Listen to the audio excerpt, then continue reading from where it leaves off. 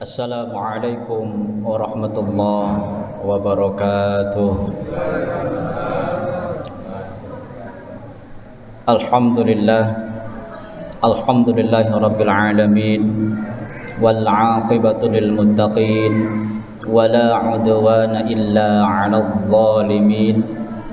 Asyhadu an la ilaha illallah wahdahu la syarika lah, wa asyhadu anna sayyidana wa nabiyyana Muhammadan abduhu wa rasuluh al-mab'uts rahmatan lil alamin. Allahumma shalli wa sallim wa barik ala sayyidina Muhammad wa ala alihi wa ashabihi ajma'in. Amma ba'du, qala rabbi shrah li sadri wa yassir li amri wahlul 'uqdatam min lisani yafqahu qawli. Rabbana zidna ilman nafi'a warzuqna fahman wasi'a birahmatika ya arhamar rahimin.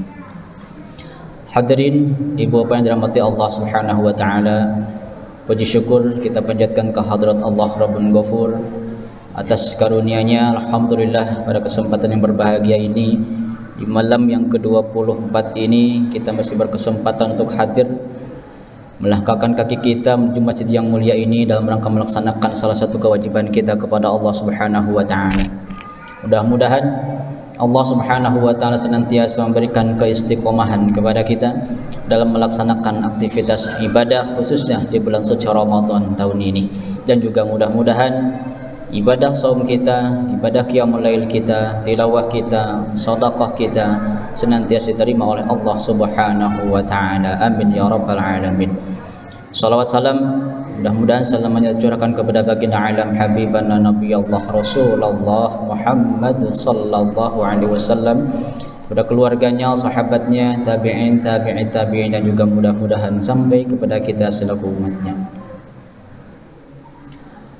Hadirin jamaah salat tarawih yang dimuliakan Allah Subhanahu wa taala. Kehidupan kita di dunia ini diibaratkan seperti seorang pengembara, diibaratkan seperti seorang perantau yang suatu saat pasti akan kembali ke tempat semula, akan kembali ke tempat terakhirnya, yaitu alam akhirat, alam yang kekal abadi, alam yang tidak akan ada akhirnya. Oleh karenanya Rasulullah sallallahu alaihi wasallam pernah memberikan petunjuk kepada sahabat terbaiknya Abu Dzar Al-Ghifari, sebagaimana dalam sabdanya, kata Rasul, ya Aba Dzarrin, jaddidis safinata fa innal bahra 'amikun wa khudhiz zada kamilan fa innas safara ba'idun wa khaffifil hamla fa innal 'aqabata ka'udun wa akhlisil 'amala fa innan naqada basirun. Hadirin yang dimuliakan Allah Subhanahu wa taala, ada 4 poin petunjuk yang diberikan oleh Rasulullah sallallahu alaihi wasallam kepada sahabat Abu Dzar Al-Ghifari.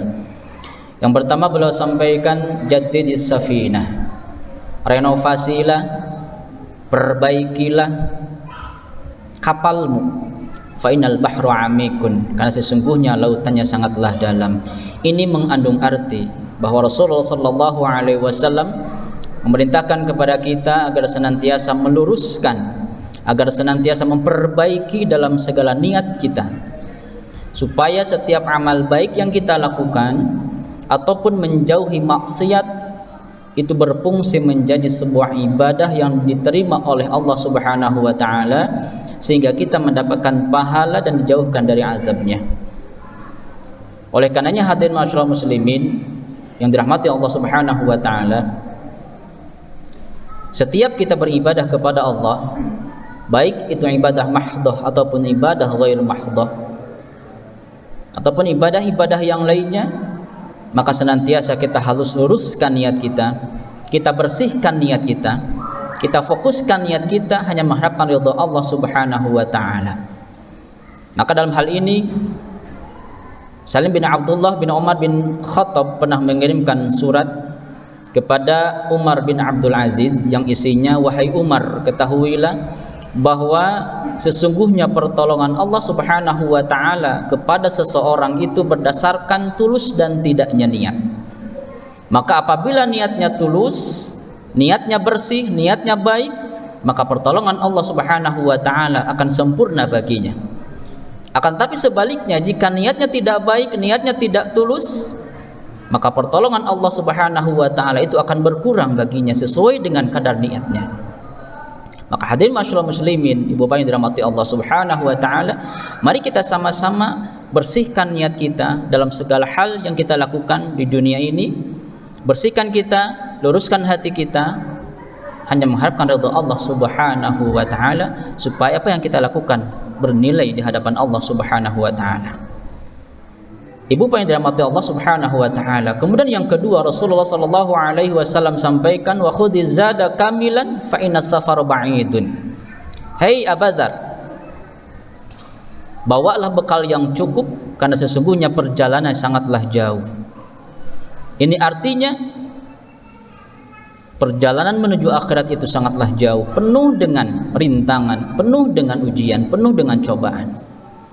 Perjalanan menuju akhirat ibarat menyeberangi sebuah lautan, selain jaraknya jauh, tapi juga di perjalanannya penuh dengan rintangan, penuh dengan cobaan, ujian yang harus kita hadapi. Oleh karenanya, kewajiban kita yang harus dilakukan dalam hidup di dunia ini, kita fokuskan di dalam pikiran kita jadikan akhirat sebagai tujuan utama kita, agar senantiasa hidup kita di dunia ini tidak mudah melenceng dari aturan Allah Subhanahu wa taala.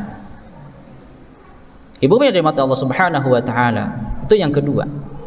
Kemudian yang ketiga, Rasulullah sallallahu alaihi wasallam sampaikan, wa khaffifil hamla fa innal aqabata kaudun. Ringankanlah bebanmu, karena sesungguhnya rintangan yang sangat berat siap menghadang kita semua.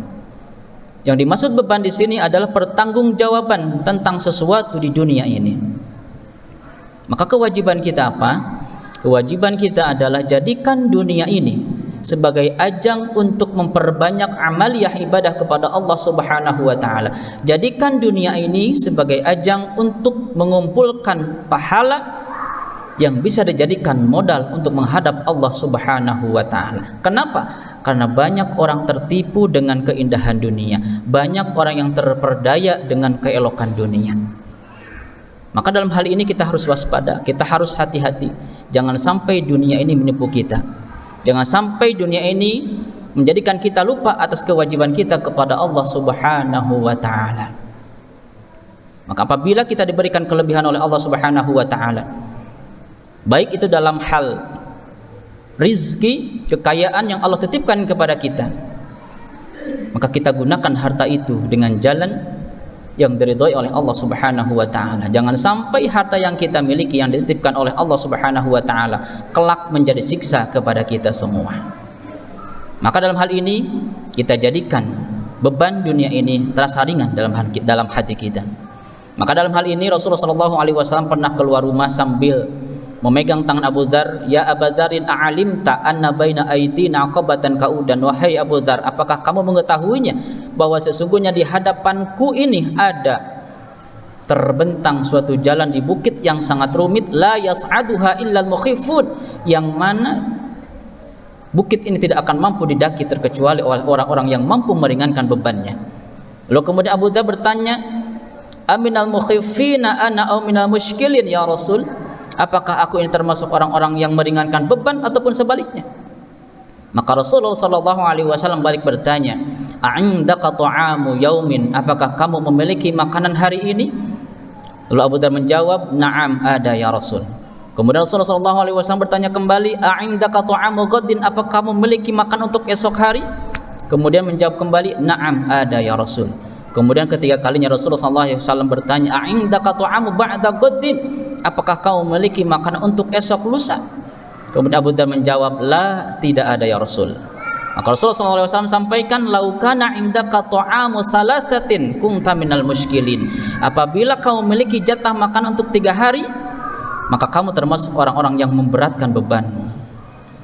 Maka hadirin masyaallah muslimin rahimakumullah, kata Rasulullah SAW, kalau kita memiliki makanan lebih daripada 3 hari, kita itu sudah termasuk orang yang di dunia, termasuk orang yang hubbud dunia. Tapi itulah sifat manusia, tidak akan pernah merasa puas dengan harta dunia. Jangankan untuk 3 hari, terkadang kita menyiapkan makanan untuk seminggu, sebulan, bahkan lebih daripada itu. Bahkan terkadang kita makan pagi ingat bagaimana makan sore. Inilah yang kesalahan yang kita lakukan. Padahal umur kita belum tentu sampai kepada apa yang ada dalam pikiran kita. Maka seimbangkanlah kekeliruan kita ini dengan meningkatkan kualitas ibadah kepada Allah Subhanahu wa taala, supaya kekeliruan yang kita lakukan agar senantiasa dihapus oleh Allah Subhanahu wa taala. Innal hasanati yudhhibnas sayyi'at. Sesungguhnya kebaikan itu akan menghapuskan segala keburukan. Ibu bapak yang dirahmati Allah Subhanahu wa taala, terakhir yang Rasulullah SAW sampaikan, wa akhlisil amala fa inna naqda basir. Ikhlaskanlah dalam beramal, karena sesungguhnya Allah Subhanahu wa taala Maha mengetahui, Maha meneliti. Tidak ada satu orang pun yang bisa lepas dari pandangan Allah Subhanahu wa taala. Oleh karenanya, ketika kita beribadah kepada Allah Subhanahu wa taala, maka ikhlaskanlah. Meskipun amal kita sedikit, tapi kalau didasari dengan ikhlas karena Allah, itu jauh lebih baik daripada amaliyah yang banyak tapi tidak didasari dengan ikhlas karena Allah. Akhlisil amala yazjika min khul qalil. Ikhlaskanlah dalam beramal, karena sesungguhnya yang sedikit dari amalan itu akan mencukupimu. Maka hadirin rahimakumullah, mudah-mudahan keempat petunjuk yang diberikan oleh Rasulullah SAW bisa kita lakukan dalam kehidupan kita sehari-hari, sehingga kita termasuk golongan orang-orang yang mendapatkan kebahagiaan dari Allah Subhanahu wa taala. Mudah-mudahan khotbah sangat singkat ini menjadikan ilmu yang bermanfaat bagi kita semua. Mohon maaf bila banyak kekurangan. Billahi taufiq wal hidayah. Wassalamualaikum warahmatullahi wabarakatuh.